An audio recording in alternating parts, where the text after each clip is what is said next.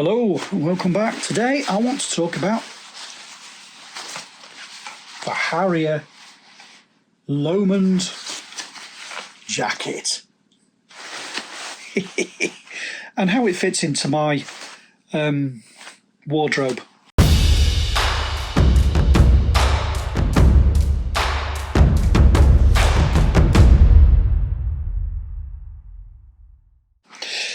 So, first off, who are these Harrier people? They're a small independent British company that are sort of cutting out the middleman to give you quality trail running kit at an affordable price that appeals to me. And so I've got a bit of their kit. I've got their race vest. I've got their drinking bottles.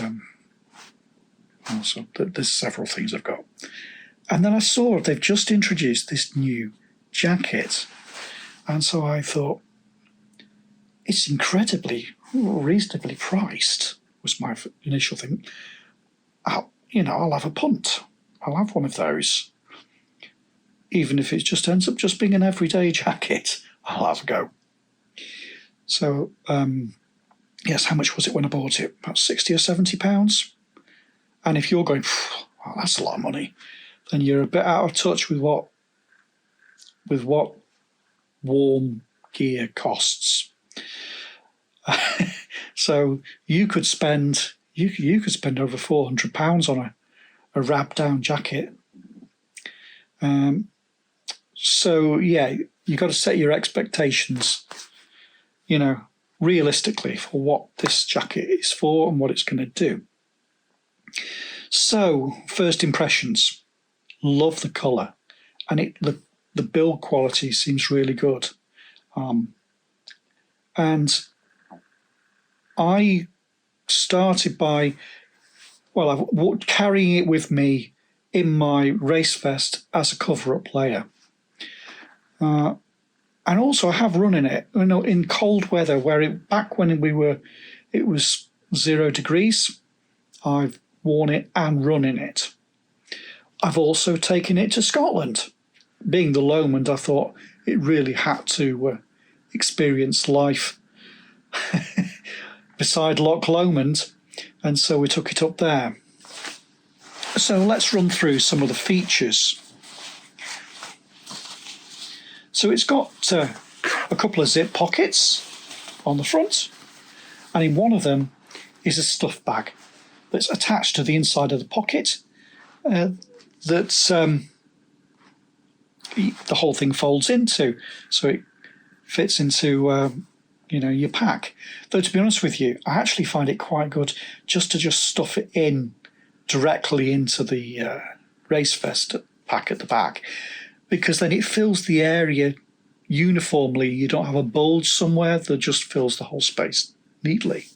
It's got a nice hood with a peak on it, and an adjustment. It's just well thought out, really. And yeah, it's just well thought out. It looks really smart for just wandering down the street. It looks really good. Just buy it for that. It's worth the money just for that, frankly. The filling in it. Yeah, we need to talk about fillings, don't we? Simon's Guide to Fillings. So there are basically two approaches to fillings in jackets. Don't want to teach Granny how to suck eggs. You probably know all this, but some of you might not. So the best, in my opinion, is down. So the best jackets have down that has been feathers, basically, that have been treated with a hydrophobic treatment, and the reason being they give the most warmth and they squash down really well. The problem with down jackets is that if they get wet, then the down starts to it stops working. It doesn't have any insulation anymore. So that's bad. The other thing about down is if you're going to use it a lot and get it sweaty and you have to wash it, I think the synthetic ones, they wash better and last longer.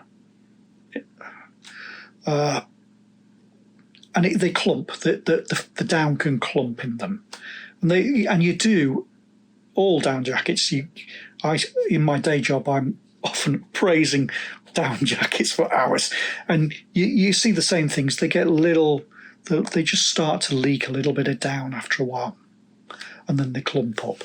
So, but there's depends where you're going to use it. If you want to use something somewhere cold, I would always go for a down jacket.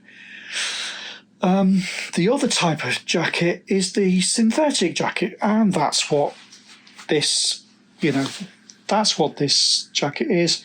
It's made with this 3M insulation flowable featherless. What is that? It's a fairly recent development. It's so all of these synthetic ones, what they use is based on what they designed for the space shuttle. This aerosol stuff that's full of air. The trouble with it is with aerosol is it's full of air, so it's very little. It would be great, but the problem with it is that it's brittle, and so the older style of garments, they would weave it into fabric, but that lost a lot of its warmth. It's nowhere near as effective at keeping you warm. So the latest style, of which the Harrier is, they're little balls, which are a bit more effective at storing the heat. But still, I'm sorry, it's not as good as down. Just isn't. So,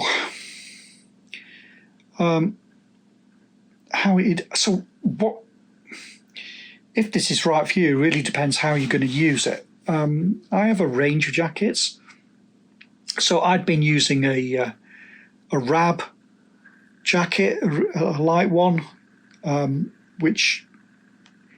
this is better than that. It doesn't pack down quite as small, but it's warmer, and I say if you're going to run in it, it's going to get sweaty, and that's where this would be good to have in your pack in case you're cold and you need an extra layer to run in. Okay. And because you're going to run it, you're going to get sweaty, you can wash it. It's just better for that. Where it probably would fall down, though, well, it does fall down, is for when you stop. So for me, I carry a jacket in my pack so that I go for a long trail run and then I'll stop, whether it's for a brew or I reach the far end, and then I've got to wait 2 hours for a bus, and then to get back to the starting point. And yeah, you can get hypothermia, because you stop. You're in a t-shirt, you're in shorts, which is fine while you're running, but when you stop, it's not. Now, this jacket, I've worn it when it was below zero, and it was perfectly warm and comfortable. However, for just putting it on when I'm stopped, I would say about 4 degrees C would be I wouldn't want to wear this as a cover-up layer below 4 degrees C. And in the winter, that you need more than that. Or if you're going in the mountains, I want more than that. So, if I'm going to go up to Scotland, and you wander in from, let's think of somewhere beautiful that you could wander in from. You go to, got Ben McDooey, for instance. You walk in from the Linn of Dee, and it could be 20 degrees in the valley, and then you climb up Ben McDooey, and it's sub-zero, and it's snowing in your face.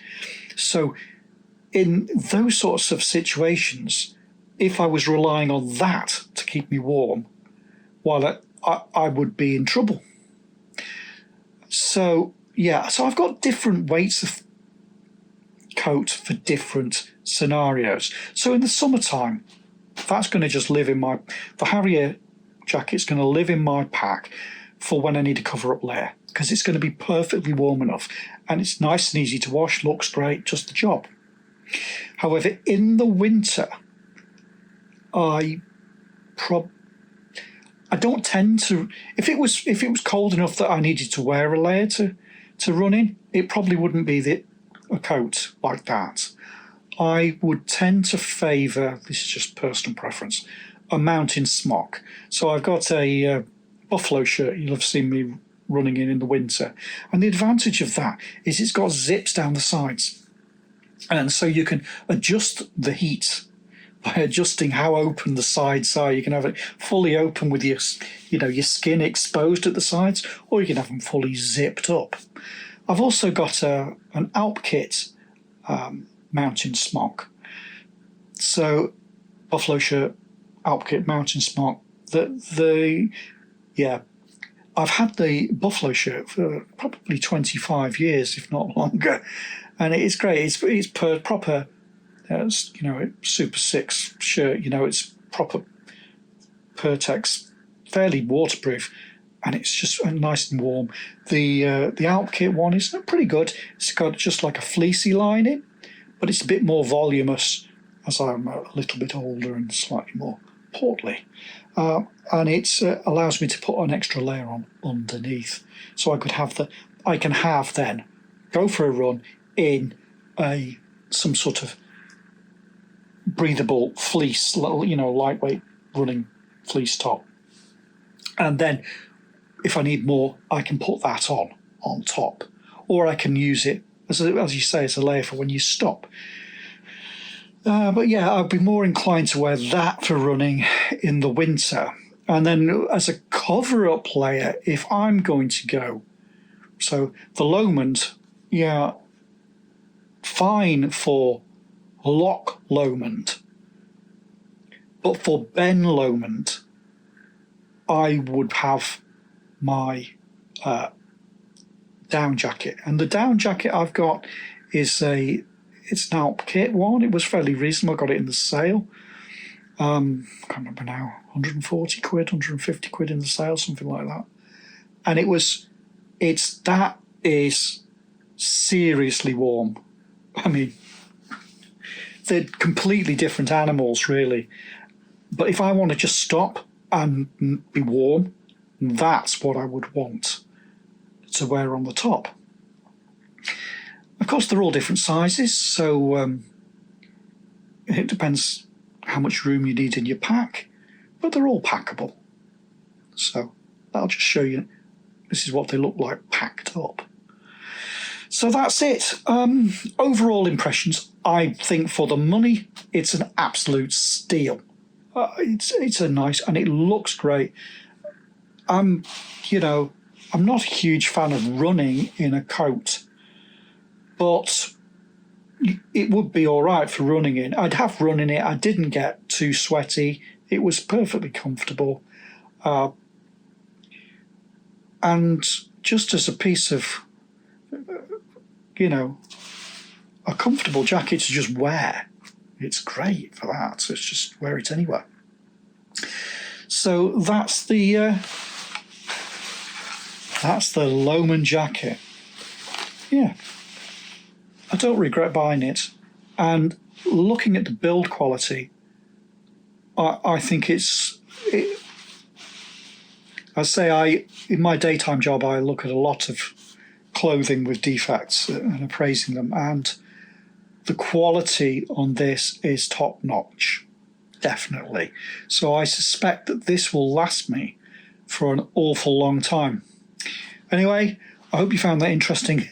It was an unvarnished review of it. I bought this with my own money, and I can tell you exactly what I think about it. And it's pretty good. But I wouldn't want, I want to tell you the truth. I wouldn't want you to be up Ben Lomond going, I bought a Lomond jacket. I'm going to go up Ben Lomond and I'm going to be, super warm and comfy. Because the next time I run up Ben Lomond, I'm likely to find your frozen body at the top. I'm kidding, but yeah, that's it for today. Take care. Speak to you later.